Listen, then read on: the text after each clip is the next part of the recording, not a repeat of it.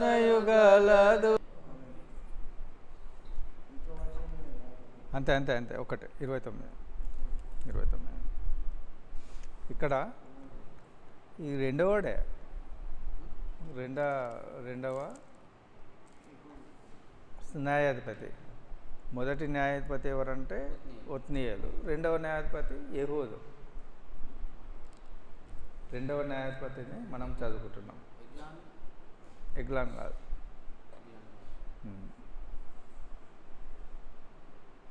ఎగ్లోను అని మోయాబు రాజు అని పేరు. మోయాబు రాజును ఎగ్లాన్ అంటారు. ఇక్కడ చదివినారు కదా, ఇక్కడ 12వ వచనం చివరి భాగంలో మోయాబు రాజు అయిన ఎగ్లానును, మోయాబు రాజు ఆయన మన మన మన ఇశ్రాయేలీయుడు కాదు, అన్య దేశస్థుడు. ఇశ్రాయేలీలు మరల యెహోవా దృష్టికి దోషులైనందున, వారు యెహోవా దృష్టికి దోషులైనందున యెహోవా ఇశ్రాయేలుతో యుద్ధం చేయుటకు మోయాబు రాజైన ఎగ్లోనును బలపరచును. అయితే ఈ యొక్క ఇశ్రాయేలీలో ఎన్ని సంవత్సరములు ఈ బానిస కింద ఉన్నారు, ఎన్ని సంవత్సరములు నిమ్మలంగా ఉన్నారు అనేది ఇక్కడ పర్టికులర్గా తెలియజేస్తుంది అన్నట్టు. ఇక్కడైతే ఇప్పుడు ఫస్ట్ ఒత్నియేలు దగ్గరికి వెళ్ళినప్పుడు 8 సంవత్సరములు ఈ యొక్క బానిసలో ఉన్నారు అన్నట్టు. 8 సంవత్సరములు బానిసలో ఉన్నారు. ఇప్పుడు ఎన్ని సంవత్సరములు ఉన్నారు? ఒత్నియేలు 18 సంవత్సరములు ఉన్నారు అన్నట్టు. అయితే ఒత్నియేలు 40 సంవత్సరములు ఏలిండు. ఈ యొక్క యెహూదు ఎన్ని సంవత్సరములు ఏలిండు? ఈ చివరి 29వ వచనంలో చివరి భాగంలో ఉన్నది అన్నట్టు.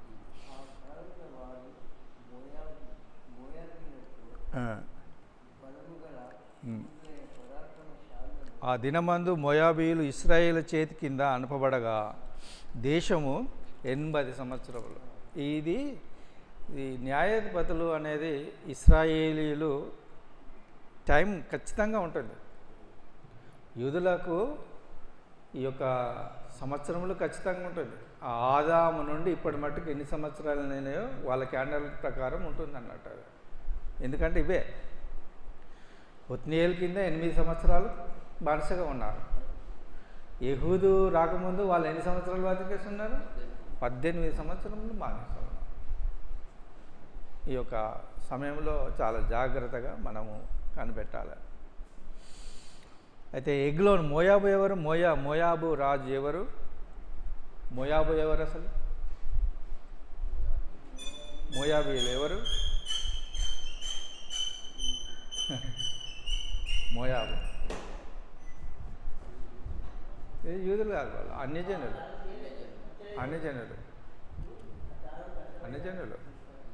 మోయాబు అన్యజనులు. అయితే అతడు అమ్మోనీయులను అమాలేకీయులను సమకూర్చుకొని పోయి ఇశ్రాయేలును ఓడగొట్టి ఈత చెట్ల పట్టణమును స్వాధీనపరుచుకున్నాడు. ఈత చెట్లు అనేది చాలా డీప్ అర్థం ఉన్నది దీంట్లో. ఈత చెట్లు, ఎరుకో అనేది కూడా ఈత చెట్లే. ఎరుకోకు అర్థం అనేది కూడా ఈత చెట్ల. ఈత చెట్లు అనేది చాలా డీప్గా ఉన్నది. దాన్ని నేను చదవలేదు కానీ చెప్తున్నా.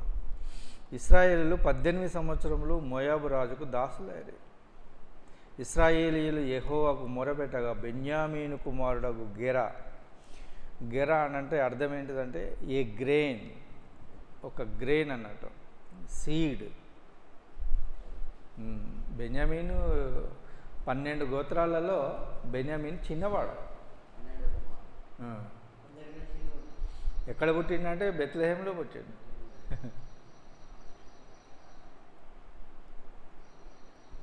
ఎక్కడ పుట్టిండంటే ఈ యొక్క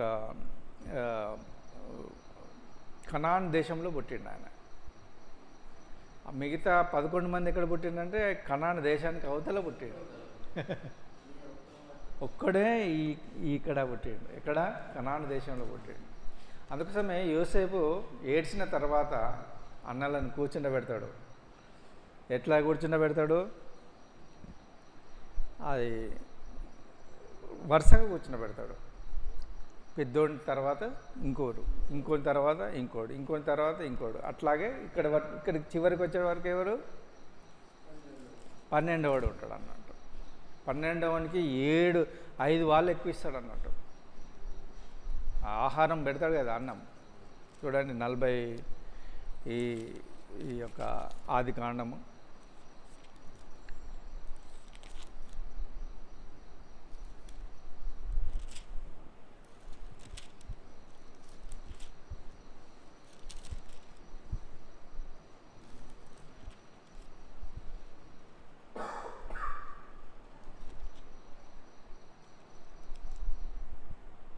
చివరి వచనం ఉంటుంది.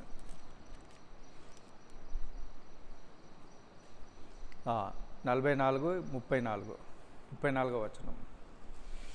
43వ అధ్యాయము 34వ వచనం. మరియు అతడు తన ఎదుట నుండి వారికి వంతులెత్తి పంపెను. బెన్యామీను వంతు వారందరి వంతుల కంటే 5 అంతలు గొప్పది. అతనితో కలిసి సంతుష్టిగా తాగాడు. ఈ యొక్క 10 మంది గోత్రాలు ఎన్ని అంటే ఒకటే వంతిస్తాడు. కానీ ఈ 11వ వాడు అంటే 12వ వాడు అంటే ఈ 11వ వాడు ఈ యొక్క యోసేపు కదా. 12వ వానికి ఎన్ని వంతులు ఇస్తాడు? 5 అంతులు ఇస్తాడు. ఎక్కువ ఇస్తాడు అన్నమాట. ఇదే దేవుడు ఈ యొక్క కాన్సెప్ట్ను ఉంచుకొని మొదటి రాజును ఎవరిని చేస్తాడు? సౌలుని చేస్తాడు. సౌలు ఎవరు? బెన్యామీన్ గోత్రికుడు. బెన్యామీన్ గోత్రికుడిని ఫస్ట్ ఆయన దేవుని ఉద్దేశమే ఈ యొక్క సౌలు బెన్యామీన్ గోత్రముల నుండి చేయాలి. ఎందుకంటే ఈ బెన్యామీన్ ఎక్కడ పుట్టిండు? బెత్లెహేంలో, ఈ కనాను దేశంలో పుట్టిండు అన్నట్టు కదా. ఈ 11 మంది ఎక్కడ పుట్టిండ్రు? కనానికి అవతల పుట్టిండ్రు. కనుక వీళ్ళే ఈ గొప్పవారు అవుతారని దేవుడు అనుకొని ఆ యొక్క సౌలును చేసినాడు. ఏంటిది? రాజుని చేసినాడు. చేస్తే సౌలు ఏం చేసినాడు? దేవునికి వ్యతిరేకంగా. కానీ ఇప్పుడు అదే బెంజమిన్ నెతన్యాహు. ఇప్పుడు ఎవరు బెంజమిన్ నెతన్యాహు? ఇస్రాయేల్ ప్రధాని. బెంజమిన్ నెతన్యాహు వాళ్ళనందరినీ కూడా పట్టున్నాడు. అదే దేవుని చిత్తమే అది. దేవుని చిత్తమే అది. దేవుని చిత్తమే అది. ఇప్పుడు ఇరానును మొత్తం ధ్వంసం చేసినాడు. టెహ్రాన్ మొత్తం శ్మశాన వాటిక చేసినాడు ఆయన. గాజాను శ్మశాన వాటిక చేసినాడు. అది దేవుని యొక్క చిత్తం. దేవుని యొక్క చిత్తం. ఇశ్రాయేలీయులు ఈ 12 మందిని అట్లా చేసినాడు అన్నట్టు. అయితే బెన్యామీను గెరా అంటే ఏంటిదంటే అర్థం అంటే సీడ్ గ్రెయిన్. ఒక్క సీడే, గ్రెయిన్స్ కాదు, విత్తనాలు కాదు, విత్తనం. ఆ విత్తనం నుండే ఈ యొక్క ఇశ్రాయేలీలు వాళ్ళు వచ్చినారన్నమాట. సీడ్ అంటారు దాన్ని, విత్తనం. అమ్మోనీయులు అమాలేకీయులను సమకూర్చుకొని పోయి ఇశ్రాయేలును ఓడగొట్టి ఖర్జూరపు చెట్లు అని ఉన్నది. ఇక్కడ ఏమన్నది? ఈత చెట్లు అని ఉన్నది. ఖర్జూరపు చెట్లను స్వాధీనపరచుకున్నాను. ఇశ్రాయేలీలు 18 సంవత్సరములు మోయాబు రాజునకు దాసులేరు. ఇశ్రాయేలీలు యెహోవాకు మొరపెట్టగా బెన్యామీనీయుడైన గెరా కుమారుడు యెహూదును అంటే రెండవ న్యాయాధిపతి రక్షకునిగా కొరకు యెహోవా నియమించను. అతడు ఎడమ చేతి పనివాడు. ఈ కుడి చేతికి మనం అందరికీ ఉంటుంది, కానీ ఎడమ చేతి. అతని చేతను ఇశ్రాయేలు మోయాబు రాజైన ఎగ్లోనుకు కప్పము కట్టగా, కప్పము అంటే ఏంటిది? పన్ను కడుతుంది అన్నట్టు. అయితే యెహూదు 3 పొడవు గల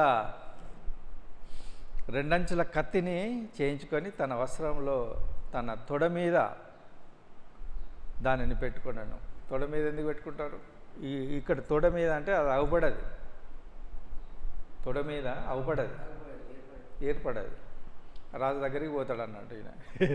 ఆ కప్పము మోయాబు రాజు అయిన ఎగ్లోనుకు తెచ్చాను. ఆ ఎగ్లోను బహు స్థూలకాయుడు. స్థూలకాయుడు అంటే ఎత్తు ఉన్నవాడు, దొడ్డుగా ఉన్నవాడు అన్నాడు. స్థూలకాయుడు.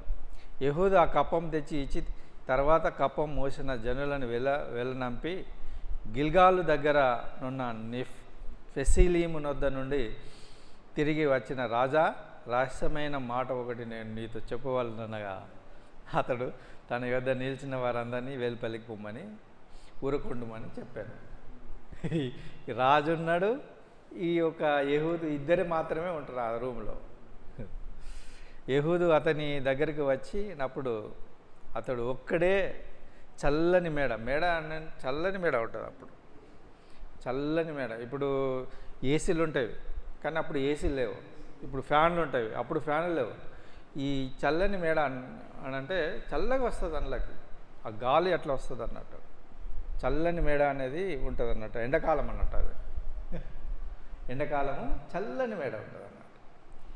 ఈ ఎంత ఎత్తు కట్టాలి, ఎంత వెడల్పు కట్టాలి అనేది దాని లెక్క ప్రకారము కడితే అది చల్లగా వస్తుంది అన్నట్టు. అందులోకి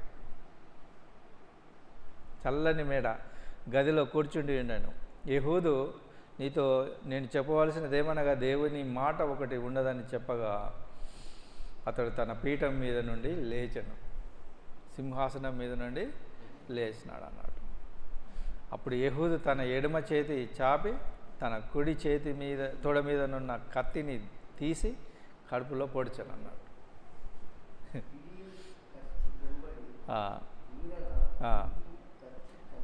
సూలకాడు కాదు, అంత కొవ్వేనా వానికి ఉన్నదంతా కొవ్వే.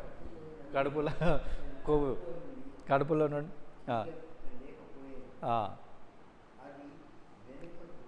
బయటికి వచ్చి రెండంచుల ఖడ్గం. అది రెండంచుల ఖడ్గము మూరడే ఉంటుంది. అది ఇక్కడ దాచిపెట్టుకుంటాడు. పోయి పొడతాడు, ఇట్లా గట్టిగా పడతాడు. ఎంత గట్టిగా పడతాడంటే అది అటే వచ్చేస్తుంది కానీ ఇటు రాదు. బయటకు వెళ్ళిపోయి అంత గట్టిగా కొడతాడు అన్నట్టు.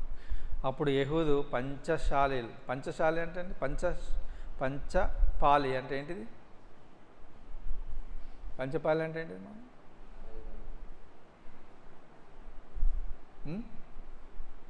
ఈ యొక్క ఎడ్లను కోస్తారు కదా, దాన్ని పంచశాలి అంటారు, పంచపాలి అంటారు. ఈ గొడ్లను ఎడ్లను అన్నిటిని ఇప్పుడు ఉంది కదా, అది పంచపాలి. పంచపాలి అన్నది దొడ్డి కాదు, చంపేసేదే. అంటే చంపేస్తారు అన్నట్టు. పశువులను చంపేదాన్ని పంచపాలి అంటారు అన్నట్టు.